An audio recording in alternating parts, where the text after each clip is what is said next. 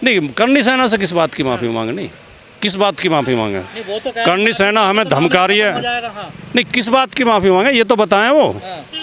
किस बात की माफ़ी अरे राणा मांगे? सांगा को आपने उनके जो मानने वाले उनको राणा सांगा के ऊपर अगले दिन अखिलेश यादव जी ने बयान दे दिया था। नहीं, तलवार तो देखी हमने, लेकिन खुट्टल तलवार है सारी, उनमें से चलेगी एक भी नहीं। ये फर्जी सेना है और फर्जी सैनिक है, हाँ। और ये किसी समाज की या किसी जाति की सेना नहीं है जो बदनाम कर रहे हैं राजपूत समाज को। हाँ। ये बीजेपी की सेना है ये। मारने के लिए कह रहे हैं हाँ, वो जो योगी आदित्यनाथ की अपनी सेना है। योगी आदित्यनाथ ने 2 सेना बना रखी हैं। जब उन्हें मुसलमानों को धमकाना होता है तो हिंदू युवा वाहिनी को आगे कर देते हैं, और जब उन्हें दलित और पिछड़े धमकाने होते हैं तो करनी सेना को आगे कर देते हैं। ये योगी आदित्यनाथ की सेना है, राजनीतिक से। नहीं, माफ़ी किस बात पे मांग लें, माफ़ी किस बात पे माफ़ी मांगे? अरे राणा सांगा को और जिस तरह का नहीं, राणा सांगा के लिए गद्दार नहीं बोला, इन लोगों के लिए गद्दार बोला जो इस तरह की घटनाएं कर रहे हैं। सेना को। हाँ, देखिए, राणा सांगा एक बहादुर आदमी थे, योद्धा थे, इसमें कोई संदेह नहीं है, उन्होंने बहुत लड़ाई लड़ी। लेकिन जब इतिहास पढ़ेंगे ना तो कई दिल दुखाने वाली घटनाएं इतिहास में दर्ज हैं, उस इतिहास को कोई मिटा नहीं सकता। बाबर की जब लड़ाई इब्राहिम लोदी से हुई तो उसमें राणा सांगा ने उनकी मदद की। नंबर 1 बात, राणा सांगा की मृत्यु कैसे हुई? उन्हीं के रिश्तेदारों ने उन्हें जहर दिया। राणा सांगा के बेटे की हत्या करना चाहते थे, वो बनवीर जो था, उसे पन्ना धाया ने अपने बेटे की बलि दे के बचाया। तो ये सब चीज़ें इतिहास में है। अब इतिहास, आज हमें वर्तमान की समस्याओं पर ध्यान देना चाहिए। भारतीय जनता पार्टी इतिहास के गड़े मुर्दे उखाड़ के, विवादास्पद बातें उखाड़ के, ये जो है वर्तमान की समस्याओं से ध्यान हटाना चाहते हैं। अरे ये बाबर वाले हैं सारे जितने भी हैं सफाई। ये तो बाबर भी तो इंसान ही था। काम मानते बाबर के हैं। नहीं, हम सब के हैं। हम बाबर के भी हैं, राणा सांगा के भी हैं, हम बाबा साहब के भी हैं, हम लोहिया के भी हैं, गांधी के भी हैं, हम सब के हैं। हम आगरा में 12 तारीख को तांडव हुआ, पुलिस प्रशासन क्या कर रहा है? खुलेआम धमकी दी जा रही है, तलवारें ले रहे हैं। आगरा में एक तो निर्वाचित सांसद के घर पर जाके हमला किया गया, गाड़ियां तोड़ी गई, पथराव किया गया। उस घटना में पुलिस ने 14 लोगों को हिरासत में लिया, जिन्हें योगी आदित्यनाथ ने फ़ोन करके छुड़वा दिया। और फिर दूसरा जो प्रदर्शन हुआ उसमें खुलेआम तलवार और बंदूक और भाले लहरा के पूर्व मुख्यमंत्री की हत्या की घोषणा की जा रही है कि अखिलेश यादव की हत्या कर देंगे, और सांसद की जीभ काटने पे इनाम घोषित किया जा रहा है, और पुलिस ने एक आदमी अरेस्ट नहीं किया। तो इससे साफ जाहिर है कि इसे उत्तर प्रदेश सरकार का संरक्षण प्राप्त है, और योगी आदित्यनाथ की देखरेख में जो भी हो रहा है उनके देखरेख में हो रहा है। आप लोग राजनीति कर रहे हैं, माइलेज लेना चाह रहे हैं, दलितों का वोट अपनी तरफ करना चाह रहे हैं। नहीं, तो हमने थोड़ी हमला किया जाके, हमला तो इन्होंने किया। इस मुद्दे को शांत नहीं होने दे रहे ना। नहीं, हमने उसके बाद कोई बयान हमारी तरफ से नहीं आया, न हमने किसी को चुनौती दी, न हमने किसी को चेतावनी दी, न हमने किसी को डराने धमकाने की बात की। हम तो शांति की बात कर रहे हैं, और जाति के नाम पे, धर्म के नाम पे वैमनस्य नहीं पैदा करना चाहिए, उससे देश का नुकसान होता है। लेकिन भाटी जी, आपका आरोप लग रहा है कि आपने ग्रेड कार्ड खेला है। नहीं, कोई ऐसा चिन्हित नहीं किया गया था कि देखिए, सुनिए, वक्फ बिल पे धर्मेंद्र जो उनसे रामजीलाल सुमन जी से ज़्यादा उग्र धर्मेंद्र यादव बोले, सदन के अंदर भी सदन के बाहर भी। धर्मेंद्र यादव ने जंतर मंतर पे भाषण दिया, और धर्मेंद्र यादव ने खुला ऐलान किया कि हम किसी भी सूरत में इस बिल को लागू नहीं होने देंगे।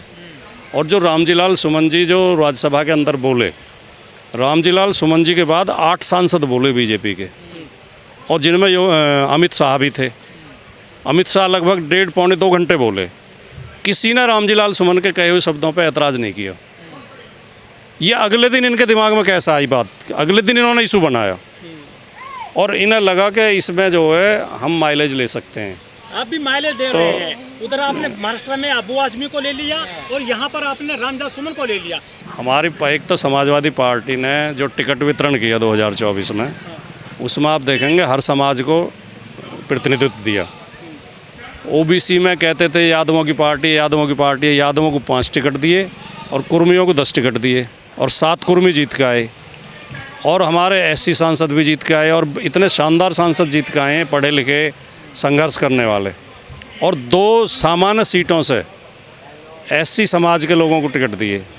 मेरठ में सुनीता वर्मा को लड़ाया, और फैजाबाद में अवधेश जी को लड़ाया, और अवधेश जी जीत तो सुनीता वर्मा भी गई थी। तो समाजवादी पार्टी हर समाज को प्रतिनिधित्व दे रही है, हर समाज को नहीं। करनी सेना से किस बात की माफ़ी मांगनी, किस बात की माफ़ी मांगे? नहीं, वो तो करनी सेना हमें धमका रही है, हाँ। नहीं किस बात की माफ़ी मांगे ये तो बताएं, वो किस बात की माफ़ी राणा मांगे? सांगा को आपने उनके जो मानने वाले उनको राणा सांगा के ऊपर अगले दिन अखिलेश यादव जी ने बयान दे दिया था कि राणा सांगा एक वीर थे, योद्धा थे। राणा सांगा के अपमान में हम कुछ नहीं कहना चाहते, राणा सांगा का अपमान करने का हमारा कोई इरादा नहीं है। इसके बाद इशू ख़त्म हो जाना चाहिए था। इन्होंने हमारे सांसद के घर पर पथराव किया है, हमला किया है, उन्हें हत्या की धमकी दे रहे हैं, तो माफ़ी तो इन्हें मांगनी चाहिए। पत्थर आपने चलाए हो? नहीं, वीडियो देखो, किसी वीडियो में अगर आपको ऊपर से पत्थर दिखाई दे रहे हो चलते हुए, वीडियो मौजूद हैं।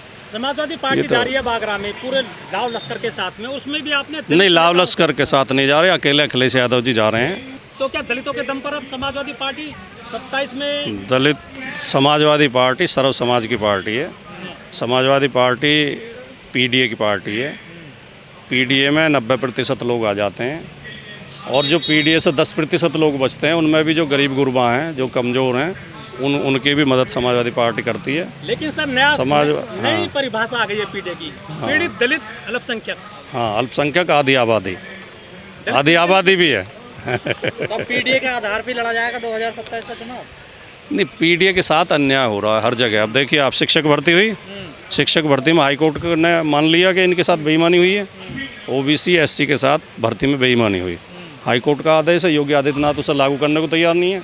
अभी पुलिस भर्ती हुई, पुलिस भर्ती में भी शिकायतें आ रही हैं, उसकी जांच चल रही है, उसमें भी यही निकलेगा। सर, ये पूरा मामला तो वक्फ बोर्ड को लेकर स्टार्ट हुआ और कल सुप्रीम कोर्ट का फैसला आएगा, 7 दिन के लिए रोक लगा दी है इस पर, वक्फ बोर्ड जो कानून बनाया था सरकार। देखिए, आपने अगर सुप्रीम कोर्ट में जो बहस हुई है, अगर उस पर आपने ध्यान दिया हो, वो मीडिया में भी आई है, तो सुप्रीम कोर्ट ने तमाम वो सवाल उठाए जो सवाल हम उठा रहे थे लगातार, आम लोग जो शुरू के दिन से विपक्ष उठा रहा था और मुस्लिम समुदाय के लोग उठा रहे थे कि भाई मुस्लिमों की प्रॉपर्टी है तो उसमें गैर मुस्लिम को शामिल क्यों कर रहे हो, और वक्फ बाई यूजर को ख़त्म क्यों कर रहे हो, और उसमें वक्फ में दान देने के लिए ज़मीन 5 साल से मुस्लिम होना चाहिए, इसके शर्त लगा रहे हो।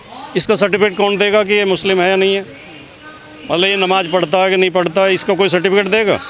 तो उन तमाम चीज़ों पे सुप्रीम कोर्ट ने सवाल उठाए हैं। तो कल बड़ी हार हुई है सरकार की। सरकार की ये बड़ी हार है, और सरकार की एक नहीं, पिछले 1 महीने में 5-6 फैसले ऐसे आए हैं सुप्रीम कोर्ट के जिन पे सरकार को शर्मिंदगी उठानी पड़ी है। जैसे तमिलनाडु के मामले में आया, जो 10 बिल रोक रखे थे गवर्नर ने, सुप्रीम कोर्ट ने कह दिया नहीं, ये गलत है, ये लागू माने जाएंगे।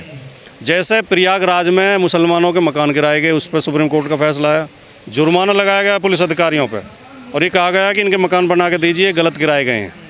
जैसे कि एक केस नोएडा का अगर आपने ध्यान दिया हो कि सिविल के मैटर को क्रिमिनल में पुलिस ने दर्ज किया, उस पर सुप्रीम कोर्ट ने इतनी फटकार लगाई है, और सुप्रीम कोर्ट के ये शब्द थे कि उत्तर प्रदेश में कानून का राज ध्वस्त हो गया है। तो सुप्रीम कोर्ट के कई फैसले आए हैं और इन्हें बार बार शर्मिंदगी उठानी पड़ी है। लेकिन ये मानते कहाँ उसमें सर, ये जितने भी कानून लाते सब पे विवाद होता है, क्या रिसर्च नहीं करती सरकार? नहीं, ये कानून जो लाते हैं किसी की बेहतरी के लिए या किसी के विकास के लिए नहीं लाते, किसी को परेशान करने के लिए लाते हैं, सारे कानून या लूट मचाने का। जैसे कृषि बिल लेकर आए थे, और जिस समुदाय के लिए कानून लेकर आते हैं उस समुदाय से सलाह नहीं करते। किसानों के मुद्दे पे किसानों से सलाह नहीं करी, नोटबंदी करी तो रिजर्व बैंक के गवर्नर से सलाह नहीं करी, अब वक्फ का कानून लेकर आए तो मुसलमानों से सलाह नहीं करी। तो ये इनकी नीयत खराब रहती है। ये गृह मंत्री तो सर कह चुके हैं कि जब लोकसभा और राज्यसभा में पास हो चुका है तो ये मानना पड़ेगा जनता को, सभी को मानना पड़ेगा। कृषि बिल भी तो पास हो चुके थे, राष्ट्रपति के हस्ताक्षर भी हो चुके थे, वो भी तो वापस लिए गए। लोकतंत्र में सबसे बड़ी अदालत जनता की अदालत होती है।